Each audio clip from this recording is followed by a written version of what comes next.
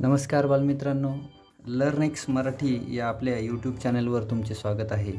आज आपण बघणार आहोत सर्व मुलांचा गणितातील आवडता भाग, तो म्हणजे गुणाकार. काय बघणार आहोत तर गुणाकार. दिसते सर्वांना? बघा. तर गुणाकारामध्ये आपण काय करतो, एकाच संख्येची पुन्हा पुन्हा बेरीज करतो. एकाच संख्येची पुन्हा पुन्हा बेरीज, आणि ती क्रिया छोटी करण्यासाठी आपण काय करतो, गुणाकार. तर बघा, गुणाकाराचं चिन्ह या पद्धतीने आहे, एक तिरपी रेघ आणि दुसरी तिरपी रेघ. ठीक आहे. आता एक उदाहरण घेऊन आपण गुणाकार समजून घेऊयात. बघा, जर माझ्याकडं 25 रुपये आहेत आणि असेच अजून 4 जणांचे मी 25 रुपये जमा केले, तर माझ्याजवळ किती रुपये जमा होतील? तर 25ला काय करायचं आहे आपल्याला, 25 चारदा बेरीज करायच्या ऐवजी आपल्याला 25ला 4ने गुणायचे. समजलं? तर हा गुणाकार कसा करायचा बघा. आता वरच्या संख्येला म्हणतात गुण्य आणि खालच्या संख्येला म्हणतात गुणक. तर 4ने याला वाचा, 25 गुणिले 4. ठीक आहे. आता 4ने अगोदर काय करायचं, या 5ला गुणायचं एकक स्थानच्या. कसं, तर 4चा पाढा 5 पर्यंत म्हणायचा. म्हणा 4 1 4, 4 2 8, 4 3 12, 4 4 16 आणि 4 पंचे 20. आता 20च्या बघा इथं 20 लिहूत, 20च्या एकक स्थानावर कोण आहे, 0. तर हा 0 लिहायचा इथं, आणि हा 2 हा द्यायचा दशकच्या वर हातचा. आता दशकाशी गुणताना आपण 2 आणि 2 4ला 4ने गुणायचं आहे का, नाही. इथे एक लक्षात ठेवण्यासारखी गोष्ट आहे, आधी गुणाकार करायचा आहे. 4 दुने 8 आणि नंतर त्याच्यामध्ये 2 मिळवायचे. 4 दुने 8, 8 आणि 2 10. तर माझ्याकडे 4 जणांचे 25 रुपये जमा केल्यास 100 रुपये जमा होतील.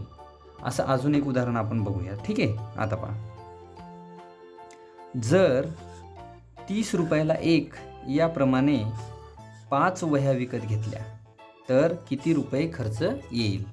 मग आता बघा, इथे एकक स्थानावर 0 आहे. मग कोणत्याही संख्येला जर आपण 0ने गुणलं तर उत्तर 0 येते. मी 5 रुपये 0 वेळेस घेतले, 5 0 0 आणि 5 त्रिक 15. तर 150 रुपये. किती रुपये खर्च आला मला? 150 रुपये. आता अजून एक उदाहरण समजून या. हे आहेत 35 आणि याला गुणायचे 8ने. ठीक आहे. आता बघा, 8चा पाढा अगोदर 5 पर्यंत म्हणायचा की 3 पर्यंत. तर अगोदर आपण उजव्या बाजूला, ही बाजू कोणती आपली, उजवी, आणि ही डावी. तर उजव्या बाजूला आहेत 5 हे एकक स्थानावर. मग 8चा पाढा 5 पर्यंत म्हणा. 8 पंचे 40, 8 पंचे 40. बघा, हे 40 लिहिले. आता 40 मधलं इथं कोण घ्यायचं, तर परत उजवीकडचं एकक स्थानचा 0 हा घेतला या ठिकाणी 0. नंतर हातचे आलेले 4 देऊयात इथे. ठीक आहे. आता बघा, 8 त्रिक 24, 24 आणि 4 25, 26, 27 आणि 28. म्हणजे 8 त्रिक 24 आणि 4 28, 280 रुपये. किती आला गुणाकार? 280. तर अशा पद्धतीने आपण 2 अंकी संख्येला 1 अंकी संख्येने कसं गुणायचं हे बघितलं. आता तुम्हाला सोडवण्यासाठी काही गुणाकार मी या ठिकाणी देत आहे. बघा, 42 गुणिले 3, 48 गुणिले 2 आणि 14 गुणिले 5. आता हे 3 गुणाकार तुम्ही सोडवायचे. थँक्यू.